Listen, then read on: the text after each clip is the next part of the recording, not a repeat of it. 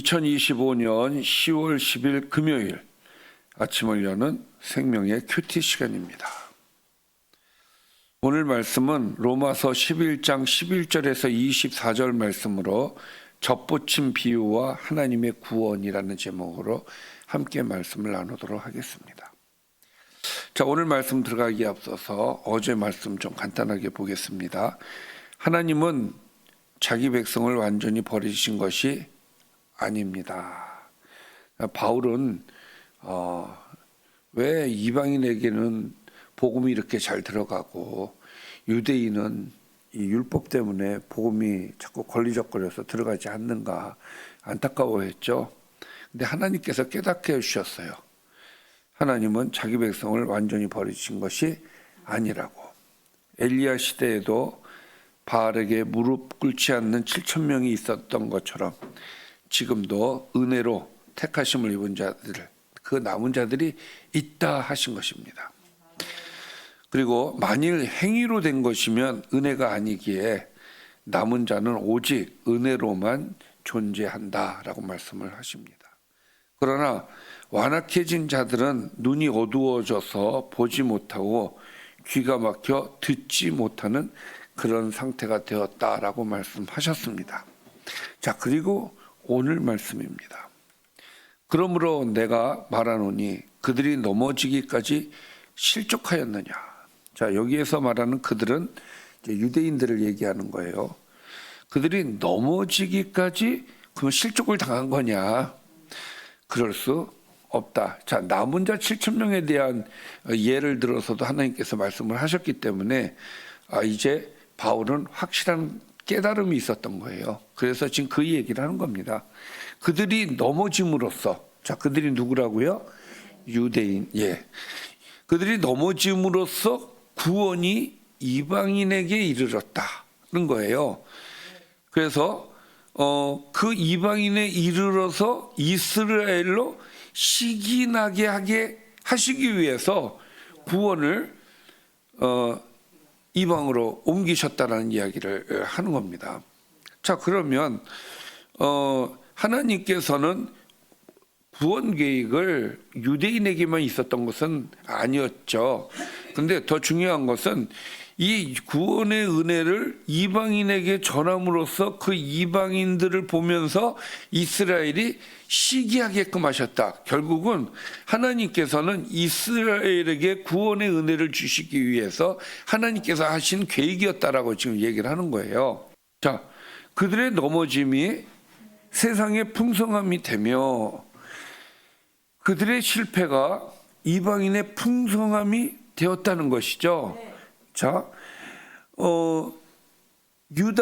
유대의 넘어짐, 유대의 실패가 이방인에게 있어서는 풍성함이 되었다. 그 얘기예요.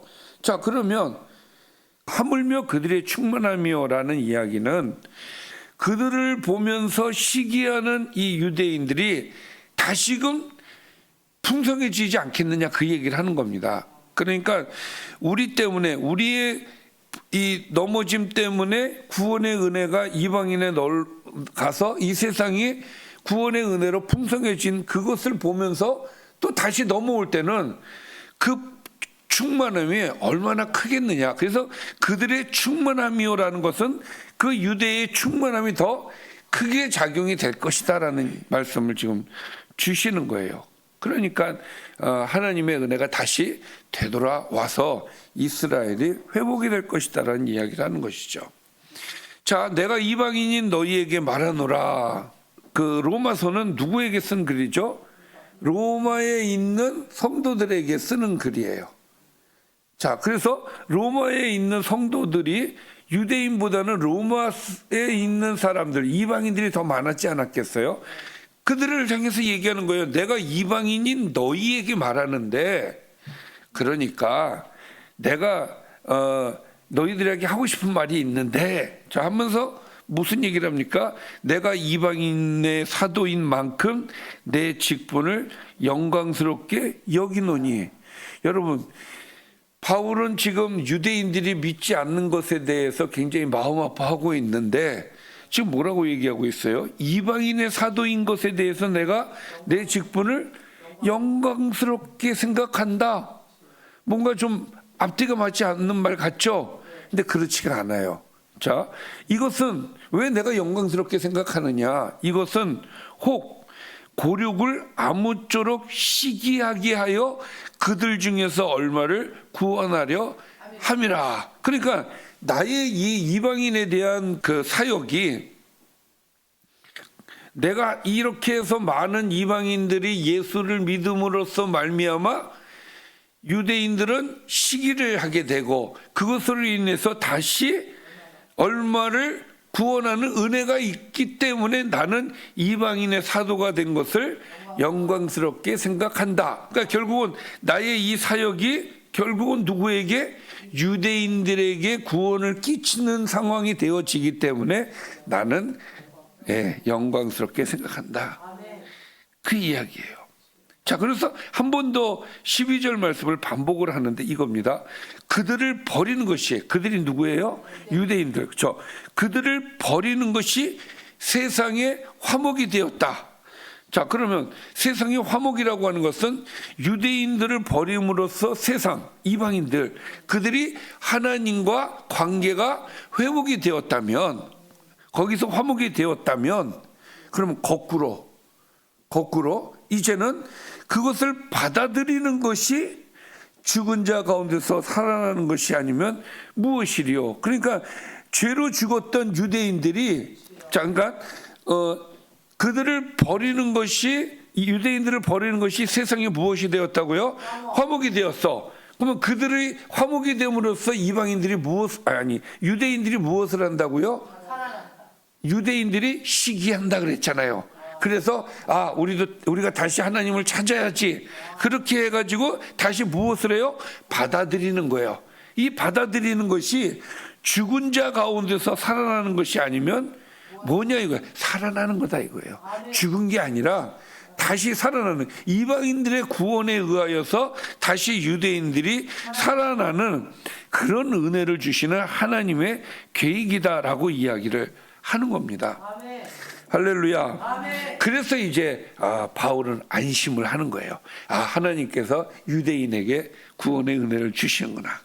아멘. 제사하는 처음 익은 곡식가루가, 자, 하나님 앞에 제사할 때 드리는 처음 익은 곡식가루가 거룩한즉 떡덩이도 거룩하다. 무슨 얘기냐면 하나님께 드린 처음 익은 곡식가루만 거룩한 것이 아니라 그 처음 익은 그 드린 것으로 인해서 떡덩이 전체가 다 거룩한 것처럼, 또 뿌리가 거룩하기 때문에, 뿌리가 거룩하면 가지도 전체가 다 거룩한 것처럼 이 처음 익은 곡식가루, 또 뿌리의 역할을 하는 것은 결국은 유대인들이 그 역할을 하는 것이다. 그래서 다시금 이 풍성해졌을 때 유대인들에게 하나님의 은혜가 회복되어지는 은혜가 반드시 있을 것이라는 얘기를 하면서 이렇게 얘기하죠.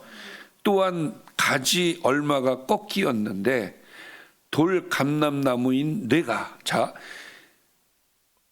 가지 얼마가 꺾였어. 이것은 유대인을 얘기하는 거예요. 떨어져 나갔어.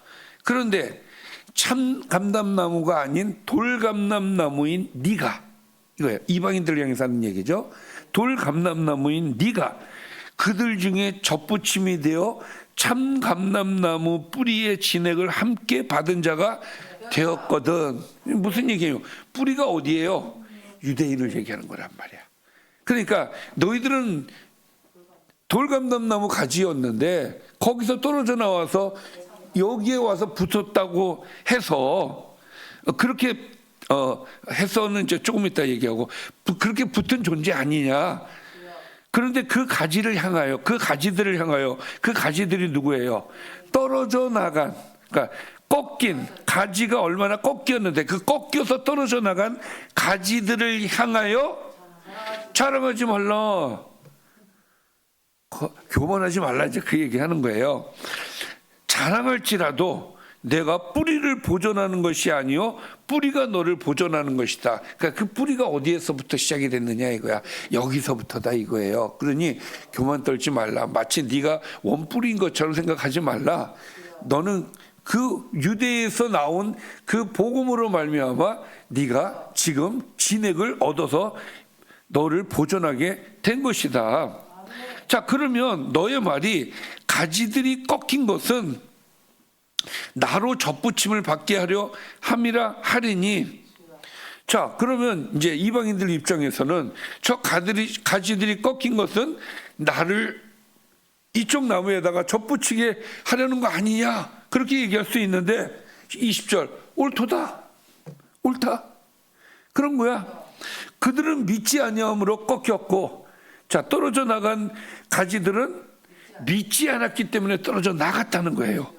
그리고 너는 믿었기 때문에 여기에 접붙임을 당했다, 그 얘기예요. 그러니까 높은 마음 품지 말고 두려워하라. 그러니까 건방 떨지 말고 교만하지 말고 감사하게 생각해라, 그 얘기예요. 그 뿌리에 감사해야 되고 유대인들에게 감사해야 되고 그래야 되지. 그 접붙임 당한 니들이 건방지게 유대인들에게 손가락질해서는 안 된다. 하나님이 원가지들도 아끼지 아니하셨은즉, 이건 뭐예요? 떨어뜨렸다는 거야. 떨어뜨렸다. 그렇게 버렸다는 거예요. 아끼지 않고 버리신 것처럼. 왜? 큰 넓은 유대인들에게도 세상의 풍성함을 허락하기 위해서 그렇게 아끼지 않은 것처럼 너희들도 믿음으로 바로 서 있지 않으면 하나님께서 과감하게 너희들도 아끼지 않는다, 쳐내실 수도 있다. 그러니까 뭐 하지 말라?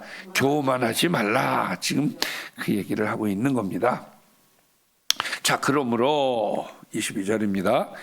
하나님의 인자하심과 준엄하심을 보라. 넘어지는 자들에게는 준엄하심이 있으니.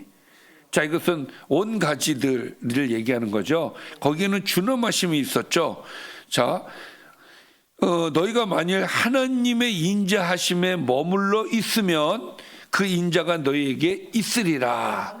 그러니까 지금 이방인들은 하나님의 인자하심에 의하여서 지금 붙어 있는 것이죠. 그 인자가 너희에게 있으리라. 머물러 있어. 그 인자하심으로 머물러 있으면은 그대로 있지만, 그렇지 않으면은 뭐예요? 믿지 않으면, 자, 믿지 않으면 너희도 찍히는 바 될 것이다. 너희도 믿지 않으면 너희들도 버림을 받을 수 있다. 그러니까 믿음에 대한 얘기로 이제 다시 마무리를 하는 겁니다. 그들도 믿지 아니하는데 머무르지 아니하면 접붙임을 받으리니. 그러니까 그들은 또 누구예요? 계속해서 그들은 유대인들이에요. 유대인들이 믿지 아니하는데 머무르지 아니하면, 믿지 아니하는데 머무르지 않으면, 그러니까 지금 현 상태가 믿지 않는 상태에서 떨어져 나간 거죠. 그런 상태에 계속 있지 않고 믿으면, 그러니까 믿지 아니하는데 머무르지 아니하면은 간단하게 얘기하면 뭐예요? 믿으면, 그들도 다시 믿으면 접붙임을 받게 될 것이다. 자, 이것은 그들을 접붙이실 능력이 하나님께 있기 때문이다. 그러니까 이것은 붙이고 떨어뜨리는 건 누구에 의해서다? 하나님에 의해서다. 그렇게 되는 거예요. 자, 하나님께서 그들이 믿음을 가지면은 다시 원래의 자리로 되돌려 놓으실 것이다. 그 얘기하는 겁니다. 내가 원 돌감람 나무에서, 여기서 내가는 누구예요? 이방인을 얘기하는 거죠. 이방인은 원래 돌감람나무였어. 거기에 붙어 있었어. 네가 원 돌감람나무에서 찍힘을 받고 본성을 거슬러 좋은 감람나무에 접붙임을 받았으니 원가지인 이 사람들도 그런 은혜를 충분히 받을 수 있는 거다. 원가지인 이 사람들이랴. 그래서 이렇게 얘기하는 거예요. 얼마나 더 자기 감람나무에 접붙임을 받을 수 있느냐, 받으랴. 이거는 더 그들은 다시 접붙임을 받을 수 있는 기회가 더 크게 있다라는 얘기예요. 그래서 오늘은 이방인과 유대인들을 구분을 해서 설명을 하였는데, 자, 유대인들은 하나님의 준엄한 심판을 받아서 떨어져 나간 가지가 되었어요. 원가지였어. 그들이 원가지가 떨어져 나갔어. 그런데 돌감나무에 붙어있던 가지들이 와서 접붙임을 당해서 그들이 참감나무에 그 뿌리로부터 올라오는 원진액을 받게 되어서 살게 되었어. 자, 그러니까 이것은 하나님의 주권으로서, 그렇죠, 하나님의 능력으로 이루어진 것이다. 일이 붙어서 사는 거, 떨어져 나가는 거, 이 모든 것이 다 하나님의 주권에 의해서 이루어진 것이다라는 이야기를 함으로써 또 이들도 떨어져 나간 가지일지라도 그들은 다시 접붙임을, 다시 온가지에 붙을 수 있는 은혜가 이들에게도 있다 함으로써 하나님의 구원의 계획은 이방인으로 지금 퍼져나갔지만 이것이 다시 거꾸로 유대인들에게 시기하는 마음을 작용을 해서 유대인들이 다시 회복하게 될 것이니 이방인들아 교만하지 말아라. 오늘 말씀은 여기까지입니다. 자, 오늘 말씀을 좀 정리를 해보겠습니다. 이스라엘이 넘어짐으로 이방인에게 구원이 이르게 되었고 그로 말미암아 이스라엘은 시기하게 하셨습니다. 이방인은 믿음으로 접붙임 받은 가지일 뿐 원래 뿌리의 은혜에 기대어 살고 있습니다. 그러므로 교만하지 말고 두려움으로 하나님 앞에 서야 합니다. 믿지 않는 가지는 꺾여 나갔고 믿는 가지는 붙여졌습니다. 하나님은 원가지인 이스라엘도 능히 다시 접붙이실 수 있습니다. 할렐루야. 기도하겠습니다. 살아계신 아버지 하나님, 하나님은 이스라엘도 또한 이방인도 하나님 사랑하셔서 모두에게 구원의 은혜를 허락하여 주셨습니다.